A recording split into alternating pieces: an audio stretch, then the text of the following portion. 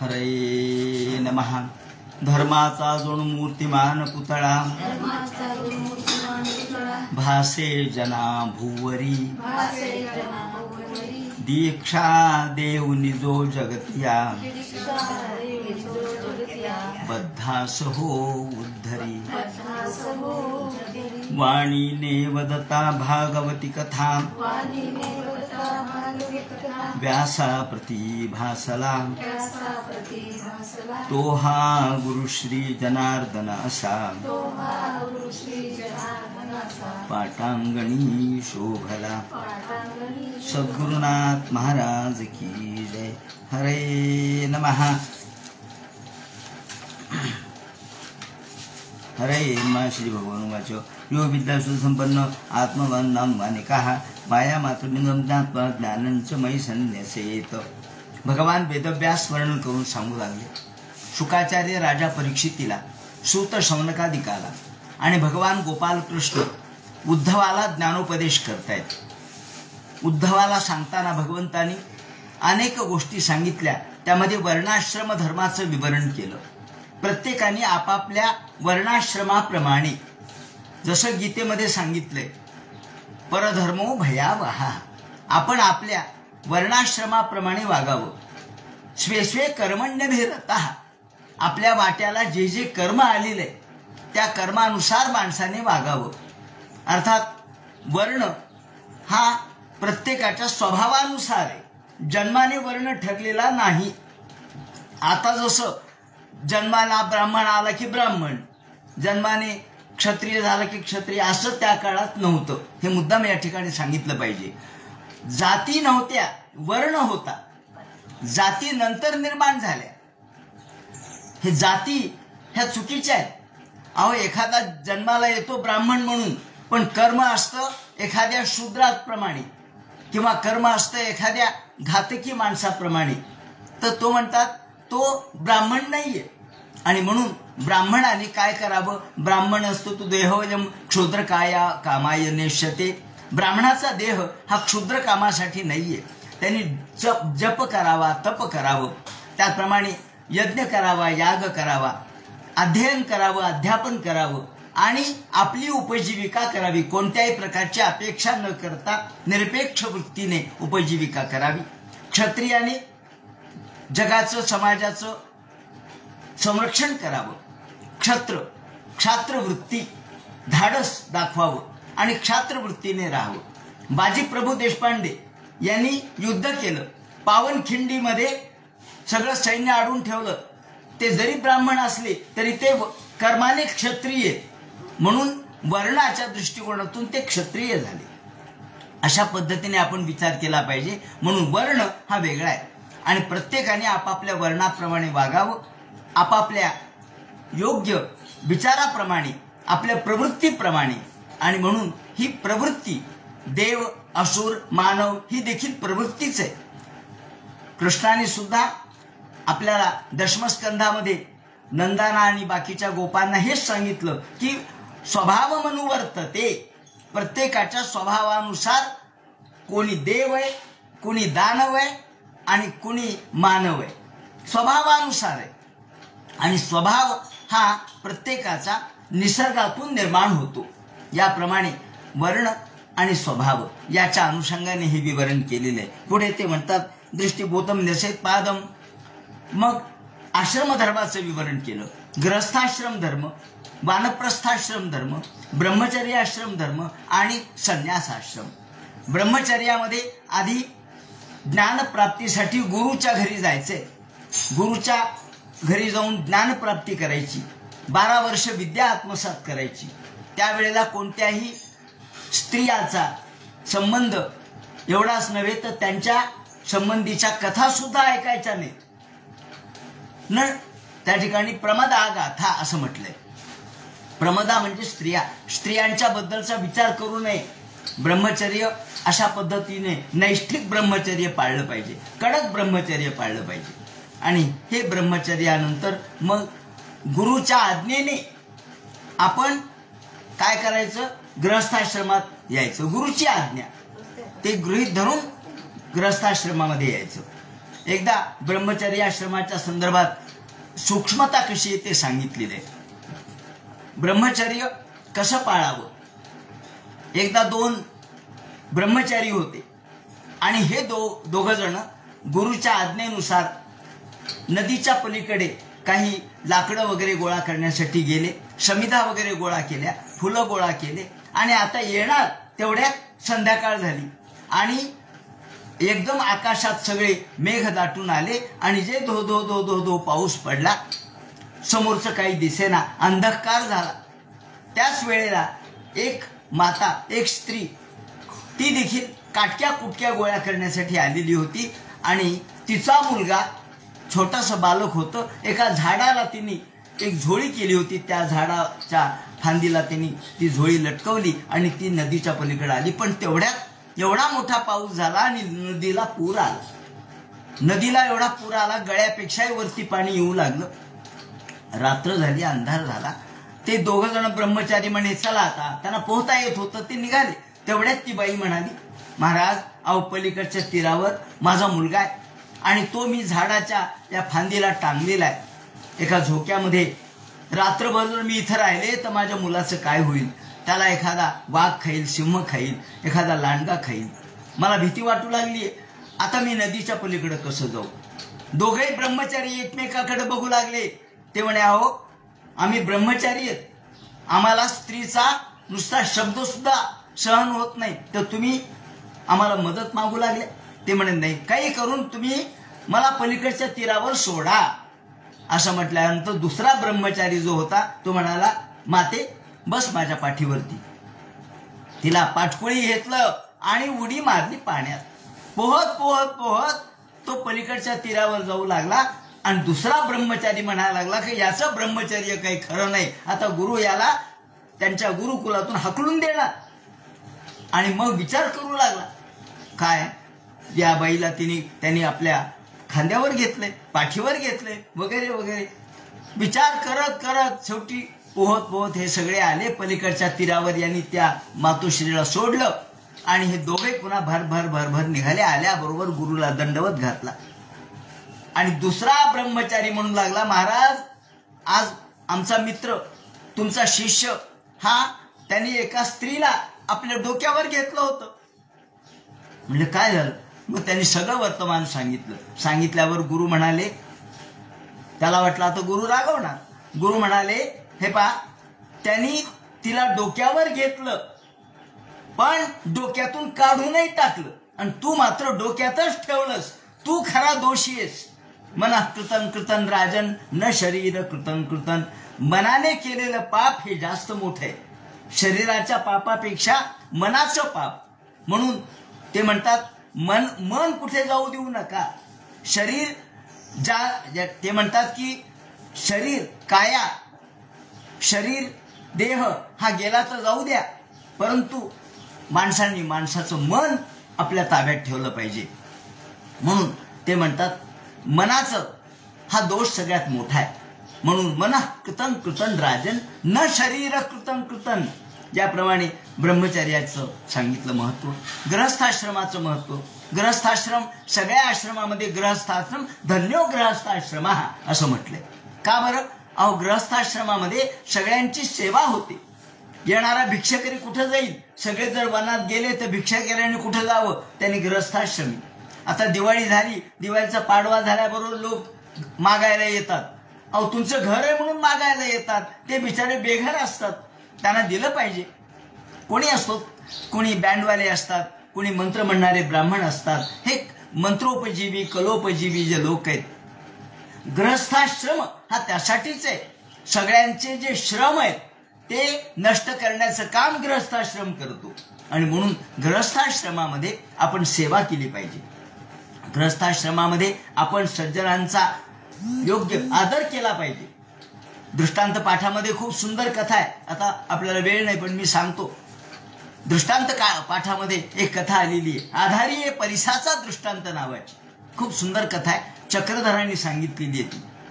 ही कथा अशी आहे की एक शेतकरी असतो. हा शेतकरी आपल्या शेतामध्ये जातो आणि त्याच वेळेला संध्याकाळच्या वेळेला एक पाहुणा कोणीतरी अतिथी तो एका झोपडीमध्ये येतो. बाईसाहेब आहेत का म्हणे. म्हणे आहे ना. कुठे गेले म्हणले तुमचे मालक. म्हणे ते शेतावरती गेले. मला आजचे दिवस इथं राहायचं, राहू का. राहा म्हणे, हरकत नाही. मला उद्या सकाळच्या वेळेला उजाडण्याच्या आतच मी दुसऱ्या गावी जाईन, पण आता रात्र झाली, मी थांबतो. तेवढ्यात हा मालक आला. आल्याबरोबर तोपर्यंत इनी आता जवळ काहीच नव्हतं. अचानक पाहुणा आला. दरिद्री बिचारी, काय करावं. चक्रधर म्हणतात त्यांनी खिचडी रांधली. खिचडी कशामुळं, अनेक धान्य एकत्र केले आणि ते शिजवले, खिचडी रांधली. त्यावर लोणीयाचा कवडसा ठेवला, लोणी ठेवलं त्याच्यावर आणि त्या पाहुण्याला जीव घातलं. हे सगळेजण जेवण केलं. आता पाहुण्याला म्हणले, पाहुणे तुम्ही वरती झोपा. बाज एकच होती. हे दोघं खाली झोपले. बाजीवर त्यांना झोपवलं. बाज कशी होती ते म्हणतात, तुटकी ऐशी बाज त्यावर फाटकी ऐशी वाकळ अंथरली. वाकळ सुद्धा फाटकी होती. तुटकी बाज आहे, पण असू द्या, आपल्याला आलेल्या पाहुण्याचा सत्कार झाला पाहिजे. तुटकी ऐशी बाज त्यावर फाटकी ऐशी वाकळ अंथरली. त्यावर तो झोपला. आणि मग तो महात्मा होता, साधू होता. तो म्हणाला, तुमच्याजवळ जे काही सामान असेल ना, टोपलेत, खोरेत, कुदळीत, हे सगळं कुऱ्हाडी आहेत, माझ्या बाजीखाली आणून ठेवा. त्यांनी ठेवलं बाजीखाली आणून. आणि सकाळी सूर्योदयाच्या प्राक 4 वाजताच हा पाहुणा उठून निघून गेला. त्यांनी त्याला स्पर्श केला आणि तो निघून गेला. त्याच्याजवळ परीस होता. त्या परसाचा स्पर्श त्यांनी लोखंडाला केला आणि हे सगळ्या लोखंडाचं सोनं झालं. दुसऱ्या दिवशी सकाळी सूर्योदयाला हे उठले. अरे म्हणले, पाहुणे गेले काय. म्हणले गेले. मग त्यांनी घेतलं, कुदळ घेतलं, खोरं घेतलं, गेला रानामध्ये. कुदळीने मारायला लागला तर कुदळ वाकायला लागली. खोऱ्याने ओढायला तर खोरं वाकायला लागलं. अजून सूर्य उगवलेला नव्हता. तो म्हणला, अरे अरे अरे, मी एवढं सगळं माझं सामान ठेवलं, बरं तेवढंच तर माझं सामान आहे. महात्म्याने कुजांतर केले, काहीतरी यांनी जादूटोणा केला. म्हणले, माझं सगळं दारिद्र्य माझ्या मनावरती अजून आणलं आणि हे सगळं बिचाऱ्या या माझ्यासारख्या सामान्य माणसाचं सगळे सामान नष्ट करून टाकलं, वाकडं होऊ लागलं. म्हणले तेवढ्यात मग आरडत आला. बायकोला म्हणला, अगं महात्म्याने कुजांतर केले. म्हणले काय झालं. तेवढ्यात सकाळ झालेली होती, सूर्योदय झालेला होता आणि त्याच्या जवळचे जे काही, ज्याला आपण इकणं म्हणतात आपल्या ग्रामीण भाषेमध्ये, इकणं म्हणजे वेगवेगळे साधनं सगळे, ते चमकू लागले. टोपल्यामध्ये खोरं, कुदळ, त्याचप्रमाणे कुऱ्हाड चमचम चमकायला लागली सूर्याच्या प्रकाशात. आणि तो म्हणाला, अगं या महात्म्याने कुजांतर केले, बिचाऱ्या माझ्यासारख्या दारिद्र्याला अजून दारिद्र्यात टाकलं. आणि मग त्याला उत्तर देताना ती म्हणते, हो महात्म्याने कुजांतर केले, माझी या दारिद्र्याच्या मुळी इळा घातला, माझ्या दारिद्र्यच काढून टाकलं माझं. ती म्हणते, वा वा वा, खरोखर सोन्याचं करून टाकलं. सांगायचं तात्पर्य असं की ग्रहस्थाश्रम कसा धन्य आहे हे मला सांगायचं. ग्रहस्थाश्रमामध्ये जर आपण कोणत्याही पाहुण्यांची, कोणत्याही एखाद्या या वेगवेगळ्या निमित्ताने फिरत असतात, फिरस्ते लोकांची सेवा केली तर आपल्याला केव्हा ना केव्हा तरी त्याचा लाभ मिळत असो. सांगायचं तात्पर्य त्यांनी ग्रहस्थाश्रमाचं वर्णन केलंय. मग वानप्रस्थाश्रम सांगितला. वानप्रस्थाश्रमामध्ये आपला संसार झाल्यावर मुलं बाळ झालेत, नातू झालेत, आता तुम्ही घर सोडा म्हणतात. ते घरी राहू नका. आता आपण म्हणतो कुठं जा, नाही मग राहा घरी, पण मन घरात ठेवू नका. सगळं सुनेवर सोपवा, मुलावर सोपवा आणि घरामध्ये निवांत राहा. नाहीतर घराच्या बाहेर जा, वनामध्ये जा. तिथे वाटलं बायको जर आली तर येऊ द्या, नाही आली तर तिला म्हणा मुलाकडे सोपवा बायकोला आणि जा, वनामध्ये जा. याप्रमाणे तिची जबाबदारी मुलावर सोपवा आणि वनात जा. वनात गेल्यानंतर तिथं काय खा, ते म्हणे पिकलेले जे फळ आहेत आपोआप खाली पडलेले ते खा, मुद्दाम तोडून खाऊ नका. पिकलेले पानं खाली पडलेले ते खा, मुळं फळं याच्यावर जीवन जगा. आणि त्यानंतर संन्यासाश्रम. संन्यासाश्रमामध्ये कोणाचीही संगत करू नका, सगळं सोडून द्या. दृष्टीबोधम नेसेत पादम, या ठिकाणी विज्ञान सांगितलंय. विज्ञान काय सांगितलंय की समोर दृष्टी पहा आणि मग पाय टाका. दृष्टीने नीट पहा समोरचा रस्ता कसा आहे, मग पाय टाका. काट्या कुट्यात पाय टाकू नका. आणि वस्त्र पूतम पिबेत जलम,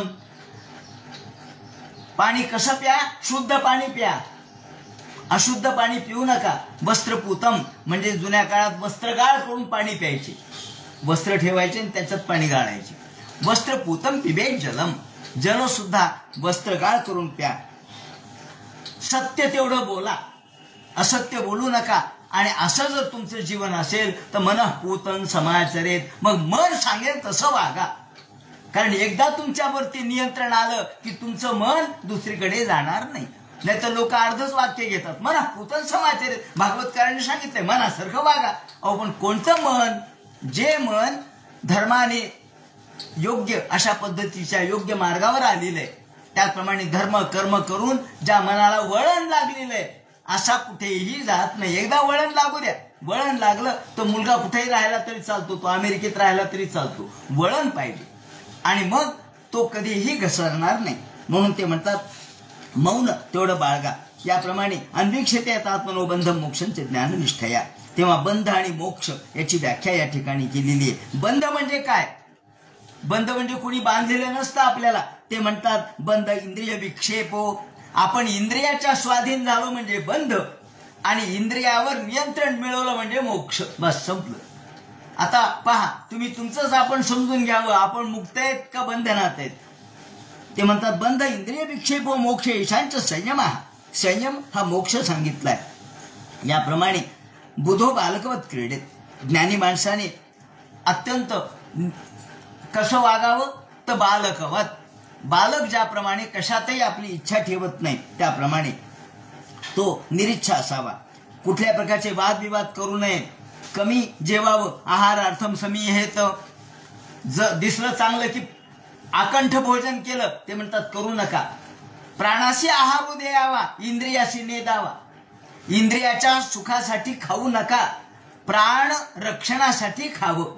हे सगळेच कोणत्याही धर्मात हेच सांगितलेलं आहे. आहारार्थम समीहेत युक्तम तत् प्राणधारणम. उपाशी मरू नका, पण जिभेचे चोचले पुरू नका. पहा नियंत्रण कसं सांगितलंय आणि धर्म कसा सांगितलाय. तत्व ब्रह्मचैत्येन तद्विज्ञान विमुच्यते, याप्रमाणे याला भिक्षो धर्म असं म्हटलंय. अविपक्व कशा व्यवस्थात मुष्माचं विजयते. आपण आपल्याला सहज मृत्यू आला पाहिजे. कसा? आपल्याकडे म्हणतंय त्र्यंबकं यजामहे सुगंधिम पुष्टिवर्धनम उर्वारुक्मिव बंधनान मृत्यूवर मुक्षीयमामृतात. उर्वारुक, उर्वारुक म्हणजे वाळूक. वाळूक जसं सहज एकदा पिकलं, तुकाराम महाराजांचा अभंग आहे, पिकले या शेंद कडूपण गेले तैसे आम्हा केले नारायणी. पिकलेलं शेंद जसं आपोआप तुटून पडतं तसं आपण आपोआप संसारातून बाहेर पडलं पाहिजे. आत्महत्या करू नका, आत्महत्या वाईट आहे. म्हणून सहज तुमच्या निरीच्छ होत होत होत आपण त्यातून बाजूला पडलं पाहिजे. ते म्हणतात अशा पद्धतीने वर्णाश्रम धर्म सांगितले. त्यानंतर भक्ती, ज्ञान, वैराग्य, उपासना, यम नियम हे सगळे सांगितले. आणि मग नृदेह माध्यम सुलभम सुदुर्लभम. ते म्हणतात हा मानवी जन्म कसा आहे. नृदेह माध्यम सुलभम सुदुर्लभम, हा दुर्लभ आहे. आणि आपण हा दुर्लभ असलेला देह तो फक्त आपल्या धर्मकर्मासाठीच उपयोगी आणायचा आहे. जर आपण हा चांगला देह हा जर धर्मकर्मासाठी आणला नाही, साधन म्हणून त्याला योग्य वापरलं नाही, तर मग त्याचा उपयोग होणार नाही. म्हणून हा धर्म कसा आहे तर इच्छेनुसार फळ देणारा हा देह आहे. म्हणून धन्य धन्य हा नरदेहो, याची अपूर्वता पाहावं. या धन्य नरदेहाची धन्यता सांगितली. देहाचा महत्व, देहाचं महत्व काय तेही सांगितलंय. प्रत्येकाचं त्या त्या क्षणी महत्व आहेच आहे. देह नको असं नाही, देहाला महत्व आहे. कुठपर्यंत? साधन म्हणून तुम्ही वापरा. पैशाला महत्व आहे, पण साधन म्हणून वापरा, साध्य म्हणून वापरू नका. पैसा सर्वस्व नाही, पण पैसा हा पाहिजे माणसाला. तसं देह सुद्धा पाहिजे. जो जो कीजे परमार्थला हो तो तो पावे सिद्धी ते, याप्रमाणे. आणि जर हा देहाचा योग्य उपयोग आपण केला नाही, त्याचा मुक्तिमार्गासाठी उपयोग केला नाही, तो नश्वर आहे, तो नष्ट होणार आहे. तो नष्ट होण्याच्या आधी त्याचा सदुपयोग करा. ते म्हणतात सदिच्छा म्हणजे मुक्तीची अपेक्षा करा. कारण काल व्याल मुखग्रास, काळ रूपी सर्पाच्या तोंडात आपण गेलेलोच आहोत. काळच आहे ना हो शेवटी. आपण काय काळाच्या बाहेर आहेत काय? कधी ना कधीतरी हा काळ आपल्याला गिळंकृत करणार आहे. म्हणून त्यांनी एक दृष्टांत दिलाय. एका सर्पाच्या तोंडामध्ये एक बेडूक आहे आणि त्याला उदाहरण दिले की सर्पाच्या तोंडामध्ये बेडूक, सापाची या तोंडी जातसे बुडबुडी, तो मक्षिकाची या कोडी स्मरे ना काही. माऊलीने उदाहरण दिले. बेडूक सर्पाची या तोंडी, एका सापाच्या तोंडात बेडूक आहे. आता किती सेकंद राहिले तो गिळंकृत करायला? फार कमी अवधी. पण तेवढ्याच समोर एक माशी गुंगुणते आणि त्या बेडकाला वाटतं ती माशी खावी. अरे तूच मुळात सर्पाच्या तोंडाचे, तुझ्या जन्माचं काही खरं नाही, शरीराचं काही खरं नाही आणि तू अजून अभिलाषा धरायला लागलास. बेडूक सापाची या तोंडी जातसे बुडबुडी, तो मक्षिकाची ये कोडी स्मरे ना काही. एकनाथ महाराजांनी सुद्धा सांगितलंय मेंढक सर्पे धरिले मुखी, मेंढक सर्प धरिले मुखी. याप्रमाणे काल व्याल मुखग्रास, क्षुल्लक सुखासाठी आपण या ठिकाणी अशी अपेक्षा करतो. ते म्हणतात आपल्याला यातून मुक्त करण्यासाठी हा देह, म्हणून नराचा नारायण होऊ शकतो आणि त्यासाठी सामर्थ्य आहे. सामर्थ्य आहे चळवळीचे, जो जो करील तयाचे. त्याप्रमाणे आपण सगळं काही भगवंताने आपल्याला दिलेलं आहे, पण आपण मात्र याचा सदुपयोग करत नाही. ते म्हणतात लवकरात लवकर त्याचा सदुपयोग करा. आणि मग ज्ञान, भक्ती, यम, साधना ही कशी सांगितली हे विचारल्यानंतर ते म्हणतात मी भीष्माचार्याकडून जे ऐकलं होतं ते मी तुला सांगतो. देवव्रत मुखात श्रुतान. पहा, श्रीकृष्णाने सुद्धा देवव्रताच्या भीष्माचार्याच्या निर्याण प्रसंगी जे ज्ञान धर्मराजाला सांगताना ऐकलं ते या ठिकाणी सांगतात आणि म्हणतात की ज्ञान, वैराग्य, भक्ती, श्रद्धा काय आहे ते मी तुला सांगतो. आणि श्रुती म्हणजे काय, प्रत्यक्ष म्हणजे काय, अनुमान म्हणजे काय, प्रमाण सांगितले. अनुमान प्रमाण, शाब्द प्रमाण, त्याचप्रमाणे ऐतिह्य प्रमाण, उपमा प्रमाण, हे सगळे प्रमाण सांगितले. कर्मणाम परिमाणित्वात. परिणाम काय असतो? परिणामवाद म्हणजे काय? दूध मुराले स्वभावे तेची दही, माऊलींनी उदाहरण दिले. हा परिणामवाद आहे. दूध हेच दही झालं. दुधाचा परिणाम काय झाला? दही. दूध विकृत पावलं आणि दही झालं. तसं भगवान या ठिकाणी विश्वरूपाने नटला. तोच भगवान आहे. तो विश्व झाला म्हणजे भगवान विश्वरूपाने नटला, परिवर्तन पावला. याला म्हणतात परिणामवाद. त्याचप्रमाणे यातूनच निर्माण झाला. या परिणामवादाचाच एक आविष्कार आहे, तो म्हणजे बीजातून वृक्ष झाला. बीजची जाहले तरू, भांगारची अलंकारू, माऊलीने उदाहरण दिले. बीजची जाहले तरू, बीजच तरू झालं. तरू कोण आहे हो? वृक्ष कोण आहे? अहो बीजच आहे. मग वृक्ष कुठून आला? बीजामध्ये सगळे बीजभूत गुणधर्म त्याच्यात आहेत, ते आले. बीजची जाहले तरू आणि भांगारची अलंकारू, सोनच अलंकार रूपाने प्रगट झालं. तसं या ठिकाणी फुलेची झाली भ्रमर. मग एकरूपत्व असं होतं की या ठिकाणी आस्वाद घेणारा आणि आस्वाद्य हा वेगळा राहतच नाही, तो एकरूप होऊन जातो. या ठिकाणी इष्टम दत्तम हुतम जप्तम मदर्थम यद व्रतम तपाहा. आणि माझ्यासाठी हे सगळं कसं करावं, हे भगवंताच्या कथा गाता कशा गाव्यात. श्रद्धामृत कथा या मेषत्व मधून कीर्तनम. भीष्माचार्यांनी सांगितल्याप्रमाणे माझ्या कथेमध्ये श्रद्धा ठेवा, माझंच कीर्तन करा. शाश्वत म्हणजे नेहमी, सतत, कायम माझ्याशी एकरूप व्हा.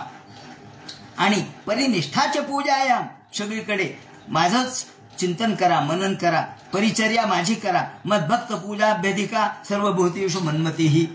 आणि माझ्या पूजेपेक्षा सर्वांच्या मध्ये मी पहा. माझी पूजा महत्वाची नाहीये, मूर्ती पूजा महत्वाची नाही. मग काय महत्वाचं आहे? जे जे भेटे भूत ते ते मानजे भगवंत. ही भूमिका आहे. कोण्याही जीवाचा न घडवू मत्सर, मर्म सर्वेश्वर पूजनाचे. आपल्यामध्ये विश्व पाहुनी पूजितसे मी विश्वाला.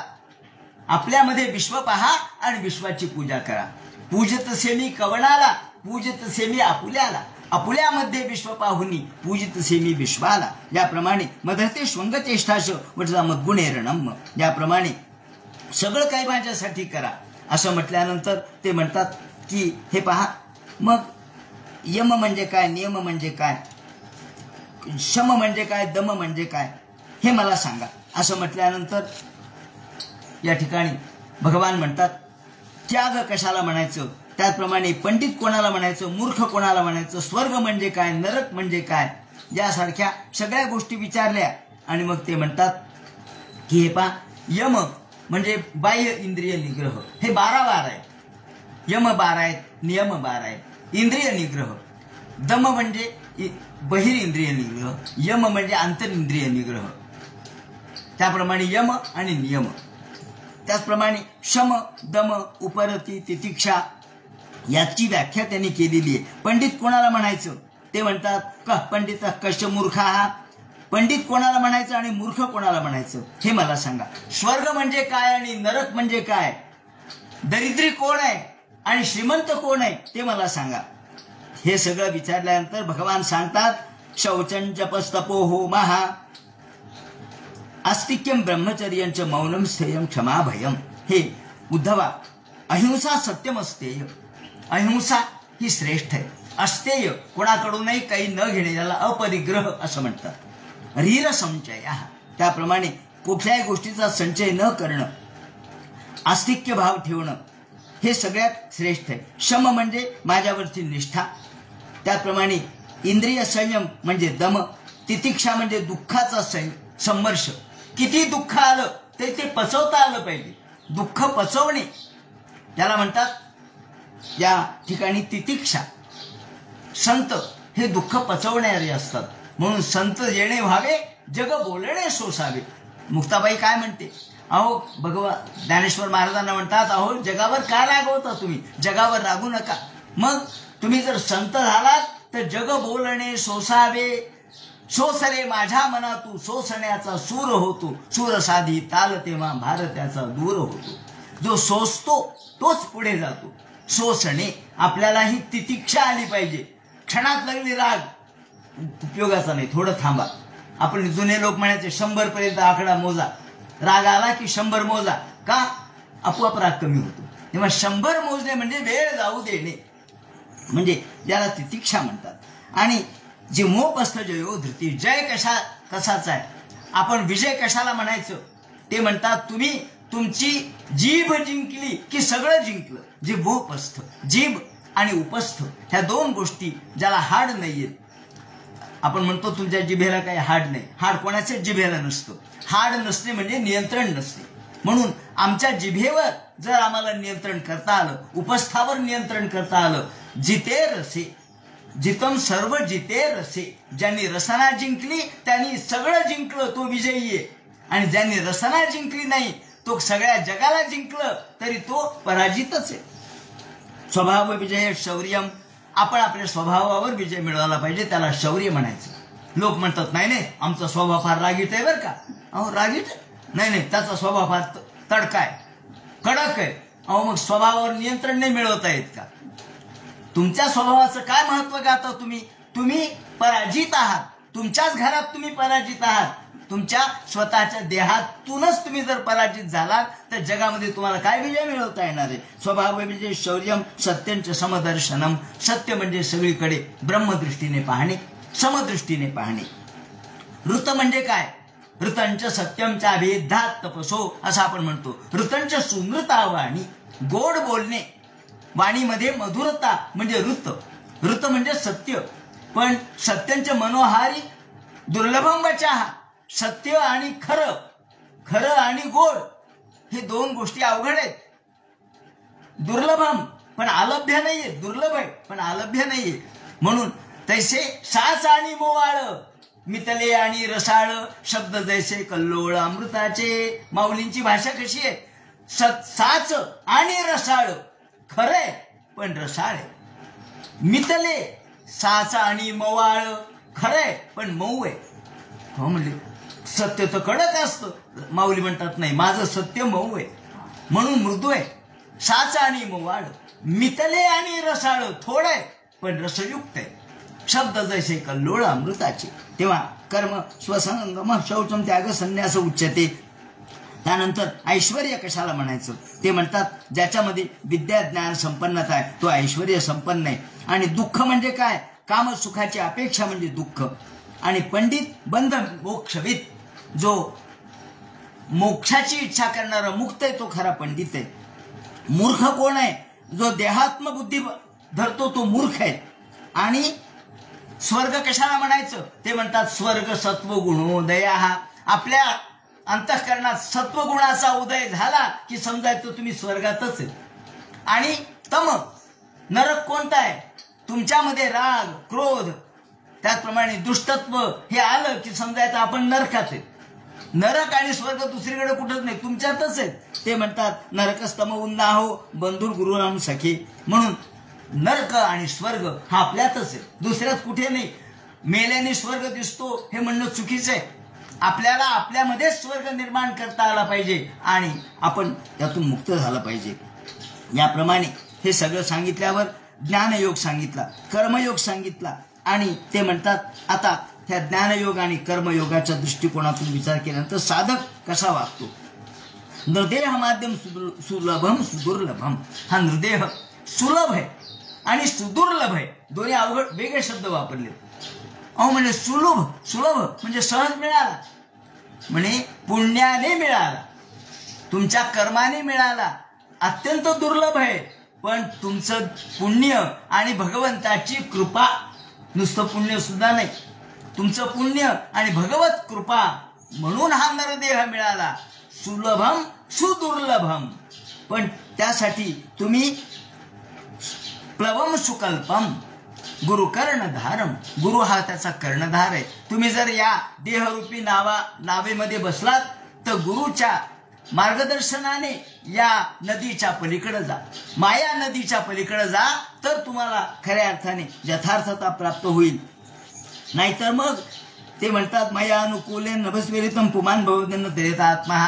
जो याच्यातून तरणार नाही, एवढा देह देवानी देऊन सुद्धा जर तो या जन्मात मुक्ती प्राप्त करून घेणार नाही तर भगवंत म्हणतात स आत्म हा, त्याच्यासारखा आत्मघातिकी कुणी नाही, त्याच्यासारखा दरिद्री कुणी नाही, दळभद्री कुणी नाही, त्याच्यासारखा कम नशिबी कुणी नाही.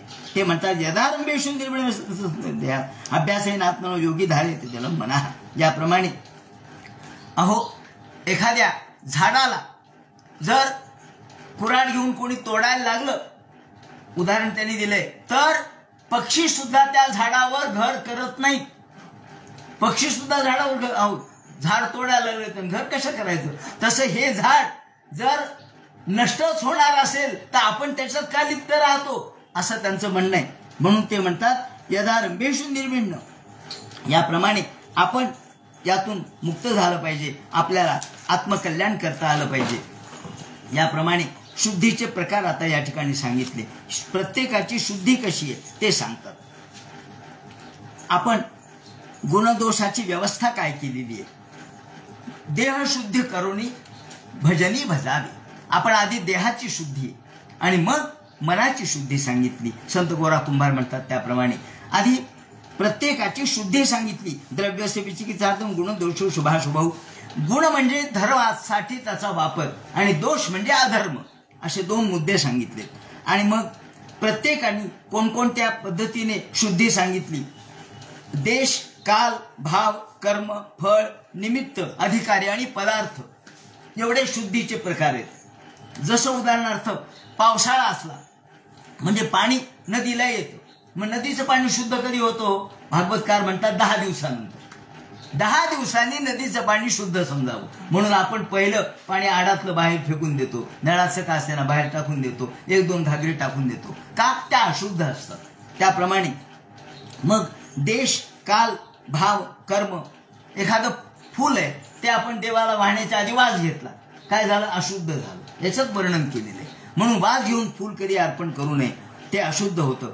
मग एखाद्याबद्दल आपल्याला संशय, आज एकादशी का उद्या हो, मग ब्राह्मण सांगतात. ब्राह्मणाने जे सांगितलं ते ब्राह्मण ते शुद्ध. बाकी तुम्ही बाकीचे पंचांग बघू नका, आकडेमोड करू नका. ब्राह्मण जे सांगेल ते खरं असं माना. याप्रमाणे म्हणून ते म्हणतात आ ब्रह्मस्थावरादीने शारीर आत्मनियुक्ता हा देशकालादी भावानं मुस्तम सत्तम. मग द्रव्यशुद्धी, वचनशुद्धी, कालशुद्धी, अन्नशुद्धी हे सांगताना ते म्हणतात वाणीची शुद्धी कशाने होते तर सत्यत्वाने होते. सत्य बोलण्याने वाणीची शुद्धी होते. आपल्या जवळ येणारा पैसा त्याची शुद्धी कशाने हो? त्याला काय पाण्यात बुडवायचं का? नाही, दानाने द्रव्याची शुद्धी सांगितली. वाणीची शुद्धी सत्याने, अन्नाची शुद्धी वैश्वदेवाने. म्हणून आपण म्हणतो या जे काही आपण आत्तापर्यंत वेगवेगळ्या प्रकारच्या निमित्ताने पाप आपल्याकडून होतच असतं. मग कधी धान्य काढताना किडे मरतात. पंचदोष ज्याला पंचसूना दोष, सूना म्हणजे हत्या, पंचसूना दोष परिहारार्थम सायं प्रात्र वैश्वदेवाख्यम कर्म करिष्ये. 5 प्रकारचे धान्य काढताना, पाखडताना, चाळताना, दळताना हे सगळं करताना किडे मकोडे मरतात, जीव मरतात. मग याची शुद्धी कशी होणार? ते म्हणतात वैश्वदेव करा म्हणजे शुद्धी होते. याप्रमाणे सोनं जसं अग्नीत तापवून शुद्ध होतं तसं आता अकृष्ण सारो देशाना मग ब्रह्मण शुद्धीर भवे. ज्या ठिकाणी कृष्ण सार म्हणजे काळवीट नाहीये तो देश वाईट आहे म्हणून सांगितलंय. जिथे काळवीट आहेत ती भूमी चांगली. कृष्ण सारोप्य सौवीर आणि मग कोणकोणते सौवीर किकट हे देश चांगले नाहीत. तिथे जाऊ नये, तिथे राहू नये. त्याप्रमाणे जिथे काळवीट आहेत तिथे राहावं. जिथे ब्राह्मण आहेत, जिथं मंत्रतंत्र चालतो, जिथे यज्ञयाग झाले म्हणून आपण म्हणतो परंपरेने इथं अमुक होत आलंय म्हणून ते चांगले.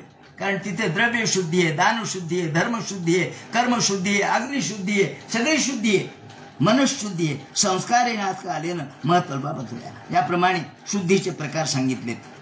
आणि मग मंत्रसिद्ध परिज्ञानम मंत्राची शुद्धी ज्ञानाने सांगितली आहे. शरीराची शुद्धी स्नानाने सांगितली आहे. त्याचप्रमाणे कर्मशुद्धी मदर्पणम. आणि आपण जे जे कर्म करतो मग त्याचं पाप नाही तर पुण्य आपल्याला लागतंच ना. मग ते म्हणे तुम्ही देवाला समर्पित करा म्हणजे ती शुद्धी झाली. कर्मशुद्धी मदर्पणम. मला जे सगळं अर्पण केलं तर कर्माची शुद्धी होते. त्यातलं पाप आणि पुण्य तुम्हाला लागत नाही. तुमची मुक्तीची किल्ली आहे ही. मुक्तीची किल्ली कोणती आहे?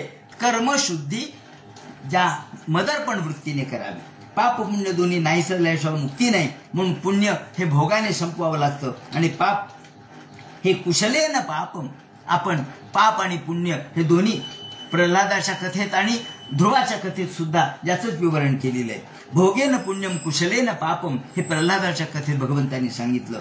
आणि साधूचा जे द्वेष करतात त्यांच्याकडे साधूचं पाप जातं असं सांगितलेलं आहे. द्वेषता पाप कृत्यान.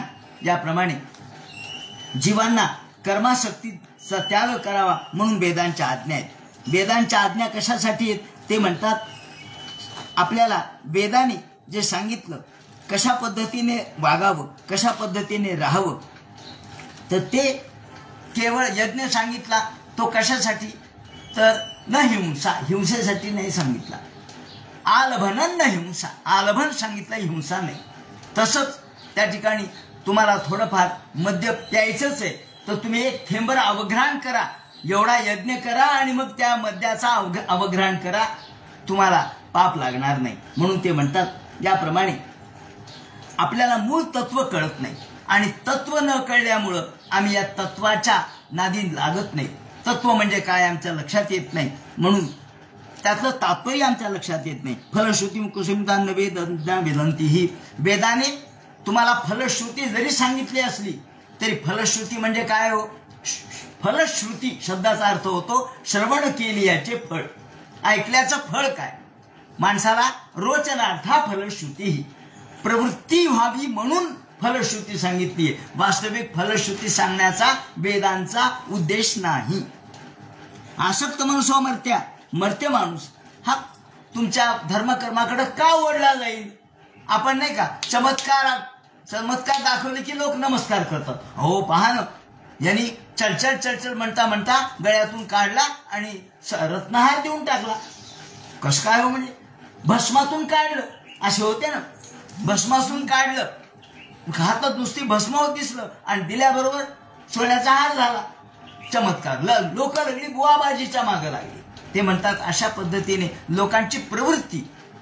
काही नाही, दुनिया झुकती है, झुकाने वाला चाहिए.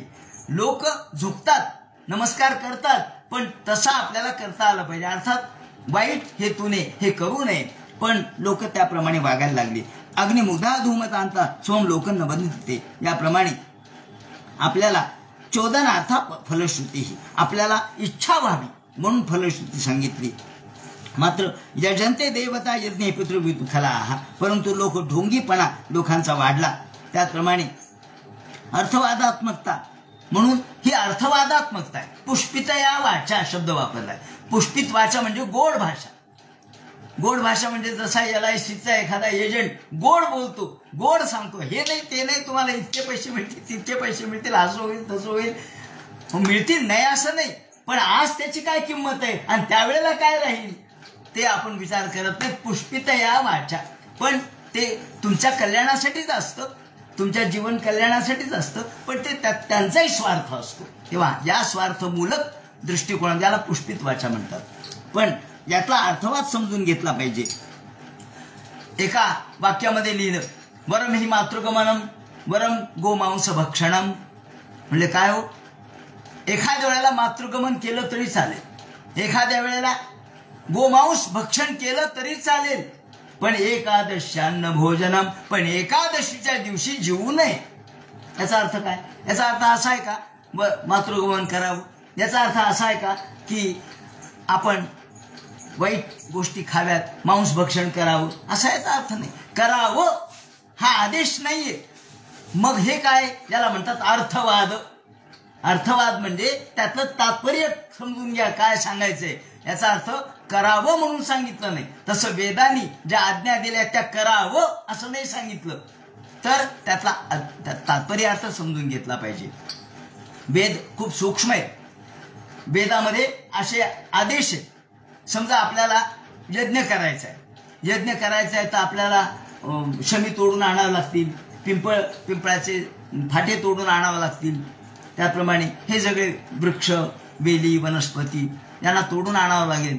मग काय करायचं, तर त्याने असं सांगितलंय, सकाळी कुऱ्हाड घ्यायची, कुऱ्हाड घेऊन त्या झाडाजवळ जायचं आणि त्या झाडाला नमस्कार करायचा, सांगायचं की मला यज्ञ करायचा आहे, यज्ञासाठी मला तुमच्या लाकडाची गरज आहे, म्हणून मी हे लाकूड तुमच्याकडून घेतो, म्हणून नमस्कार करून घ्यावं. आता ही काय पद्धत आहे?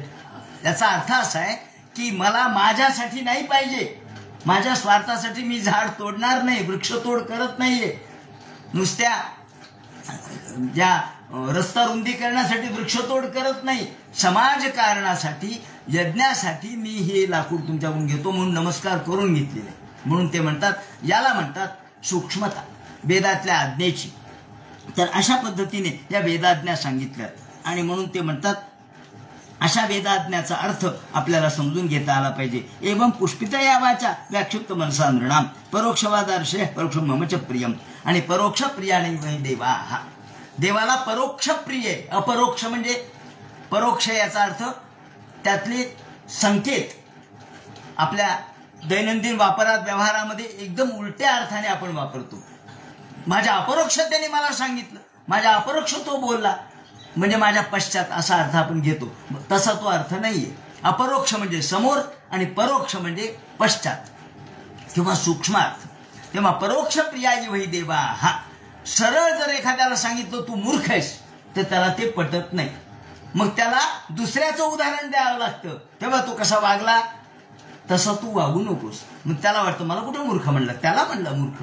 म्हणजे नेहमी परोक्ष बोलावं. परोक्ष हे देवाला प्रिय आहे, अपरोक्ष प्रिय नाही. सरळ बोलणं प्रिय नाही. म्हणून संपूर्ण वेद ह्या अपरोक्ष प्रिय आहे. सगळ्या वेदांनी परोक्ष भाषा वापरली आहे, या दृष्टीने सूचित होणारी भाषा. एवं पुष्पिता या वाचा व्याक्षुप्त मनसा नृणाम परोक्षवादार्शय हा परोक्ष ममच प्रियम. याप्रमाणे गायत्री, अनुष्टुप, छंद, बृहती वगैरे छंदाचं वर्णन केलं. त्यानंतर तत्वसंख्या सांगितली. किती किती वेगवेगळ्या प्रकारचे तत्व आहेत ते सांगितले. तत्व किती प्रकारचे आहेत, वेगवेगळ्या प्रकारचे तत्व कसे ते सांगतात. प्रत्येकाच्या पद्धतीनुसार तत्वाचे फरक वेगवेगळे केलेले आहेत. प्रत्येक जण कसा बोलतो, कसा वागतो, कशा पद्धतीने त्याचे विचार करतो यावर तत्व ठरलेले आहेत. कुणी म्हणतात हे 2च तत्व आहेत, माया आणि ब्रह्म. कुणी म्हणतात 3 त्रिगुण तत्व आहेत. कुणी म्हणतात पंचमहाभूत आहेत. कुणी म्हणतात 9 आहेत. ह्या मूळ सगळ्या गोष्टी 9 आहेत. उदाहरणार्थ पंचमहाभूत, त्याचप्रमाणे आत्मा, मन, आकाश आणि दिक म्हणजे दिशा, असे 9 आहे. व अशा पद्धतीने 9 मूळ गोष्टी आहेत. कुणी म्हणतात नाही 17 मूळ गोष्टी आहेत किंवा 16 मूळ गोष्टी आहेत. कुणी म्हणतात 21 प्रकारचे दुःख आहेत आणि ते संपले म्हणजे मोक्ष प्राप्त होतो. कुणी म्हणतात नाही 24 आहे, जसं सांख्य तत्वज्ञानामध्ये 24 सांगितले आणि 25वा हा काळ सांगितलाय किंवा भगवान सांगितलाय. याप्रमाणे प्रत्येकाच्या गुणांचं कुणी 3, कुणी 9, कुणी 11, कुणी 5, कुणी 28 या प्रकारचं विवरण केलं. 7 तत्व सांगितले. पंचमहाभूत, एक जीव आणि ईश्वर, याप्रमाणे संख्याने सप्तदशिके भगवान म्हणतात. हे उद्धवा वेगवेगळ्या प्रकारच्या संख्या आहेत आणि या संख्यांच्या अनुषंगाने कोणी 8 प्रकारची जी प्रकृती आहे त्याला आपण अष्टधा प्रकृती म्हणतो आणि पुरुष हा एक, अशा 9 मानले. सर्व न्यायम युक्तिमत्वात सगळं बरोबर आहे. कृष्ण काय म्हणतात, हे उद्धवा सगळ्यांचंच बरोबर आहे पण कोणाचंच बरोबर नाही, कारण सगळेजण एकाच दृष्टीने विचार करतात, सर्व व्यापक विचार करत नाही. त्यामुळं सर्व न्यायम युक्तिमत्वात विदुषाम किम शोभनम, याप्रमाणे अन्योन्यापाश्रयाचं कृष्ण दृश्यंतम ते भेदोतयो हो. हे पहा, या सगळ्या गोष्टी अन्योन्यापाश्रय एकमेकावर अवलंबून आहेत आणि हे एकमेकावर अवलंबून कसे आहेत याचा संशय माझ्या मनात आहे. कसा काय एकमेकांच्या वरती अवलंबून राहतो माणूस किंवा एकमेकावर कसं काय अवलंबून राहतो. तुम्ही म्हणता अग्नी हा लोहावर मध्ये शिरतो आणि मग लोहाला आकार प्राप्त होतो आणि वरतून लोहार घण मारतो, तो लोखंडाला मारतो, पण लोखंडाला घण मारतो पण तो अग्नीलाही लागतो ना, कारण अग्नी त्याच्यात शिरतो. मग ते म्हणे हे कसं काय, अग्नी कसा पिटला जातो, माणूस कसा आहे तो लोक एकमेकांच्या वरती कसा अवलंबून राहतो. अन्योन्यापाश्रयत म्हणजे या गोष्टीचा आपण आरोप दुसऱ्या गोष्टीवर करतो आणि त्या गोष्टीचा आरोप या गोष्टीवर करतो. हे कसं, मग भगवान सांगतात. एकदा असं झालं, 2 बहिणी होत्या. ह्या दोघी बहिणी फार दिवसापासून एकमेकींना भेटलेल्याच नव्हत्या. त्यांचं वय खूप झालेलं होतं आणि जुन्या काळामध्ये खेड्यापाड्यामध्ये गाड्यांची व्यवस्था नसायची, म्हणून ह्या दोन्ही बहिणींची भेट नाही. 6 महिने भेट नाही. मग एके दिवशी हिला वाटलं की अरे फार दिवस झाले, आता निदान आपण दिवाळी संपली, आता तरी आपण जावं आपल्या बहिणीच्या घरी. म्हणून ही तिच्या बहिणीच्या घरी यायला निघाली. रिकामा दिवस होता, म्हणले आता काही काम नाही, चला म्हणून निघाली.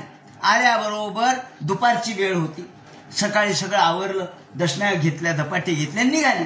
आवरेपर्यंत बराच वेळ झाला. उन्हाळ्याचे दिवस होते आणि तेवढ्यात उन्हाळ्याचे दिवस असून सुद्धा पाऊस पडला. पावसामध्ये हिचं सगळं अंग भिजलं, घामानी भिजलं, त्याचप्रमाणे कपडे अंगावरचे भिजले. तिने तोंड वगैरे पुसलं आणि दुपारच्या 2 वाजता ती हिच्या घरी येऊन पोहोचली. तोपर्यंत या बहिणींनी सारवण वगैरे काढलेलं होतं, काहीतरी अधिकचं काम काढलेलं होतं, त्यामुळं ती पारशीच होती. आणि मग बऱ्याच वेळ झाला, ती आली, दरवाजावरती कडी वाजवली. तिने काही लवकर उघडलीच नाही. म्हणले अरे, पुन्हा आवाज दिला, घरी कोण नव्हतं. तिचे मालक बाहेर गेलेले होते, काहीतरी भाजीपाला आणायला गेलेले आणि ही आतमध्ये स्नान करत होती. स्नान करता करता कोण आलंय म्हणून तेवढ्यात आली. स्नान झालेलं होतं पण अजून वेणी कुंकू राहिलं होतं, म्हणून तशीच आली. दरवाजा उघडला. उघडल्याबरोबर हिनी पावसामुळं हिनी चेहरा पुसल्यामुळे हिच्या चेहऱ्यालाही कुंकू नव्हतं आणि तिच्याही कपाळाला कुंकू दिसलं नाही. दोघींनी एकमेकाकडे पाहिलं आणि दोघी अगं कधी झालं ग म्हणून रडायला लागले. कसं झालं, ती म्हणली तू कसं झालं सांग बरं, कधी झालं, काय झालं. ती म्हणली मी तुला विचारते कधी झालं, कसं झालं. आणि नंतर गप्पा होत होत तेवढ्यात तिचे मालक आले बाहेरून. ती म्हणली आणि तुझ्या कपाळाला कुंकू नव्हतं म्हणून मी रडले म्हणे. ती म्हणे अगं तुझ्या कपाळाला कुंकू नाही म्हणून मी रडले. अरे अरे अरे म्हणे असं काहीच झालं नाही, मला वाटलं तुझं आणि तुला वाटलं तिला वाटलं हीच. आरोप झाला, हिने तिच्या कपाळाकडे पाहिलं म्हणून तिला वाटलं हिचा नवरा गेला, आणि तिने हिच्या कपाळाकडे पाहिलं तिला वाटलं हिचा नवरा गेला म्हणूनच ही माझ्या घरी आली. असं अन्योन्यापाश्रयत्व वाच्य, एकमेकांचा एकमेकावर आरोप होतो, याला गुणाध्यास म्हणतात. अध्यास म्हणजे झाकणे. ज्याप्रमाणे मूळ सत्य झाकलं जातं आणि असत्य समोर येतं, हे भासित होतं. मला वाटलं म्हणलं की माया समजायची. आणि अध्यास, याला गुणाध्यास असा शब्द आपण वापरतो. अध्यास, आरोप, अध्यास आणि आरोप आणि अध्यास या दोन गोष्टींचा निराश झाल्याशिवाय सत्य गवसत नसतं, हा सिद्धांत आहे. म्हणून आरोप म्हणजे त्याच्यावर ते निरसन झालं पाहिजे ना, अध्यास निरसन झाला पाहिजे, त्याला आरोप म्हणतात. म्हणून हा आरोप निरसन झाला, अध्यास निरसन झाला तर आपल्याला सत्य गवसतं आणि मग मात्र दोघे हसू लागल्या. याप्रमाणे हे सांगितलं, याला अन्योन्यापाश्रयत्व असं म्हणतात. याप्रमाणे भगवंतांनी उद्धवाला ज्ञान सांगितलं आणि नंतर ध्यायन म्हणून विषयान दृष्टो अनुष्ठानथ, याप्रमाणे वयो मध्यम जरा मृत्यू, माणसाच्या शरीर हा सुद्धा टिकणारं नाहीये, शरीर नष्टच होणार आहे. आणि स्वयं दीपोरची शायद जलम, याप्रमाणे माणसाने हे पाहिलेलंच नाही. माणसाला नदी दिसते, अहो तो प्रवाह दिसतो, पण कालचाच प्रवाह आज आहे. अहो तो प्रवाह कितीतरी पुढे गेला, कालचा प्रवाह आज नाहीये. तो त्याच वेळ ज्या क्षणी आपण पाहिलं त्या क्षणी तो प्रवाह पुढे गेला. जलाचा प्रवाह, ते म्हणतात यथार्चिशां स्तोत्रांच्या फलानां, याप्रमाणे स्वयं दीपोर्चिशां यद्व स्तोत्रं तदिदं जलम. जलचा प्रवाह तोही असाच गतिमान आहे, काळाचा प्रवाह आहे असाच गतिमान आहे. आणि आपण आपल्या शरीराकडे बघतो, तुम्ही आहेत का? आहे ना, हे काय आहे ना? अहो तुम्ही नाहीत, मग हा मी नाही का? नाही. ते म्हणतात 9 अवस्था होतात माणसाच्या 100 वर्षात, 9 अवस्था. वयो मध्यम जरा मृत्यू नृत्यवस्थान तेवर 9.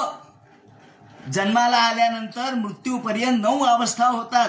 तरी माणसाला वाटतं मी तोच आहे. अहो तुम्ही बदललात, कितीतरी बदललात. आणि या ठिकाणी शेक्सपियर नावाचा जो नाटककार किंवा कवी होता, त्यांनी सुद्धा ह्या 9 अवस्था मान्य केलेल्या आहेत. त्यांनी त्या ठिकाणी 9 अवस्थाच होतात म्हणून सांगितलंय. याप्रमाणे गुणसंगात उपादते क्वचित, माणसाला असं वाटतं की मी तोच आहे. नावाडी एक होता, त्या नावाड्याला विचारलं, का रे नावाड्या, तुझे वडील काय करत होते? ते म्हणे माझे वडील नावेतच नाव चालवत होते, नाव चालवत पलीकडे न्यायची. मग ते कशाने गेले? अहो एकदा पाणी आलं म्हणले, मोठं प्रचंड पूर आला आणि त्या पुरामध्ये आमची नाव गेली, ते बुडून गेले. आजोबाई तसेच गेले, पणजोबा तेही तसेच गेले. आणि तू? आता मी चालवतो म्हणले नाव. आणि ही नाव तेव्हापासून आहे का? तशी हो, फक्त काय नाही, बाजूचा कडा बदलला, त्याचं इकडचं लाकूड बदललं, मागचं लाकूड बदललं, इथं थोडी दुरुस्ती केली, पण नाव तीच आहे. म्हणजे काय? अहो नाव कुठं ती आहे, तसं शरीर आपण म्हणतो माझं तेच आहे, ते नाहीये. चष्मा नव्हता, आता चष्मा आला. कानाला यंत्र आलं, कान गेले, कानाला यंत्र आलं. तोंडामध्ये दात गेले, कवळी बसवली किंवा नवीन दात बसवले, इम्प्लांट केलं. अहो मग तुमचं काय राहिलं? काय नाही, पाय तुटला, मग त्याला एक बसवला, त्या ठिकाणी लोखंडाचा दुसरा पाय बसवला. हात तुटला, हातालाही बसवलं, म्हणले रॉड लावला, सगळं केलं. मग तुम्ही तेच आहेत का? हो मी तेच आहे. हो मी कसा तो असेल? जर एवढं सगळं बदलतंय तर आत्मना पितृपुत्राभ्यामुपयो भवाप्ययो, त्याप्रमाणे ते म्हणतात तुमचे वडील गेले, पणजोबा गेले, आजोबा गेले, हे जर तुमच्या लक्षात आलं तर तुमच्या लक्षात यावं की मी सुद्धा जाणार आहे. म्हणून आपण स्वतःवरती कधी प्रेम करू नये. तरोर्बीज विपाकाभ्याम यो विद्वान न संयम. आणि म्हणून या तरूकडे पहा, झाडाकडे पहा. बीज होतं ते झाड झालं, नंतर झाड वठलं, ते खाली पडलं, लाकूड तोडल्याने तोडलं. तसंच या देहाची अवस्था होणार आहे. म्हणून आपण विचार केला पाहिजे, शास्त्रीय दृष्टीने आपण पाहायला पाहिजे. आता यानंतर भगवान अर्थ आणि काम या दोन गोष्टी माणसाच्या कशा तीव्र अशा प्रकारच्या वासनेचा कारण आहे आणि अर्थाचा दास माणूस कसा होतो त्यातून त्याला कसं दुःख होतं यासाठी कदरयूची जी कथा सांगतील तो सगळा भाग उद्याच्या चिंतनात सांगण्यात येईल. हरे नमः. पुंडली गौरधे हर विठ्ठल सीताकांत स्मरण जय जय राम. पार्वतीपते हर हर महादेव. श्री मज्जनार्दन गुरुमूर्ती.